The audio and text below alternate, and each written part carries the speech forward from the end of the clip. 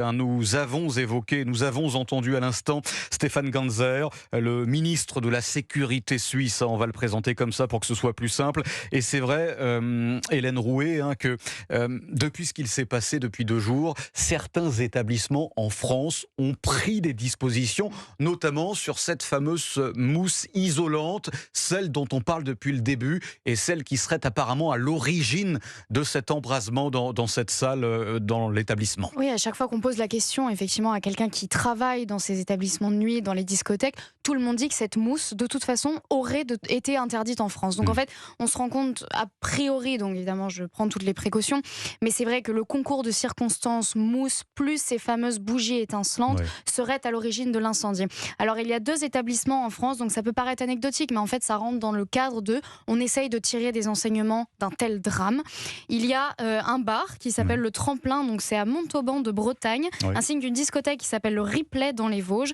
Donc ce bar et cette discothèque ont décidé, eux, de stopper complètement l'utilisation de ces fameuses bougies étincelantes, bougies feu de Bengale, pour éviter complètement que ce genre de bougies, effectivement, crée de tels drames. Bon, et alors c'est vrai, et là je m'adresse à vous, Amaury Brelet et Michel Fayad, heureusement qu'il y a cette coopération européenne, parce que, et Stefan Ganzer le disait très bien, sans l'aide de la France et des autres pays européens, la Suisse ne peut pas faire face seule à cette hécatombe aujourd'hui, Amaury Brelet. Oui, il y a eu d'abord la réaction rapide et très efficace des services de secours suisses qui ont mobilisé une 40aine d'ambulances, 10 hélicoptères qui ont permis de dispatcher très rapidement tous les blessés et toutes les victimes à la fois en Suisse et puis même à l'étranger. Vous l'avez dit, fort heureusement, des pays frontaliers et notamment la France ont participé à l'aide, au secours et à la prise en charge aujourd'hui sanitaire des nombreuses victimes. Et il y a déjà eu pareil drame par le passé chez nous. C'est vrai qu'on en parlait parce qu'évidemment, et je m'adresse à vous qui nous écoutez, chers auditeurs, nous parlons de l'actualité entre nous dans les coulisses d'Europe 1. Et Amaury Brelet, vous me le disiez en préparant cette interview, cela nous touche à plus d'un titre parce qu'en France, nous avons déjà été meurtris par le passé par de pareils épisodes aussi dramatiques. Oui, notamment en 2016, c'était à Rouen, dans le fameux Cuba Libre, où un incendie avait fait 14 morts et 5 blessés graves. Et là aussi, un incendie qui avait été provoqué par ces fameuses bougies dans le cadre d'un anniversaire. À l'époque, l'enquête avait été menée et avait conclu à une série de dysfonctionnements graves, de manquements graves, notamment en matière de sécurité. Les 2 gérants, depuis, ont été jugés et condamnés en 2019 à de la prison ferme. Bon, et je rappelle, et on l'a appris ce matin d'ailleurs, 3 lycéens de Versailles se trouvent donc parmi les victimes. Versailles, donc cette commune des Yvelines en Île-de-France. Là encore, nous reviendrons sur cette information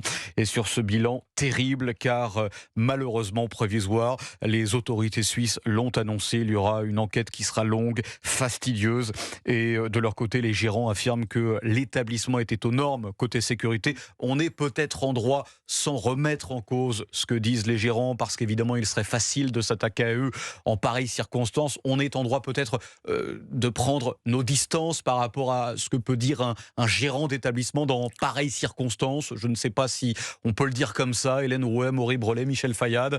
Ce qui est intéressant à ce sujet, j'écoutais Tony Gomez qui était sur les antennes de CNews hier soir, et lui il expliquait, donc c'est un homme d'affaires pareil qui travaille dans le milieu de la nuit parisienne, et lui racontait, en fait il y a énormément de boîtes, de discothèques qui ont coulé en France parce que précisément il y avait beaucoup de bars qui, de manière relativement clandestine, se transforment en fait en boîtes de nuit. Donc c'est-à-dire qu'ils cachent relativement ça aux autorités, ne déclarent pas le bar comme une discothèque, sauf que évidemment donc ce ne se plie pas aux mêmes normes. Ce sont des installations un peu artisanales. Un petit peu, et d'ailleurs on a le sentiment quand on regarde les vidéos, encore une fois je ne présume de rien, je reste prudente, mais quand on regarde les vidéos, si vous voulez, là en tout cas le Constellation, ça ressemblait pas vraiment à un bar, ça ressemblait à plus à une boîte de nuit quand on voyait effectivement ces jeunes fêter cela.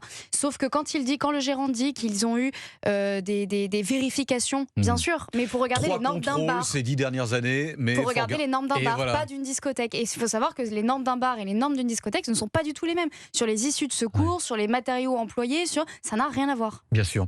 Merci infiniment pour cet éclairage, Hélène Rouet. Merci aussi à Amaury Brelet, Michel Fayad.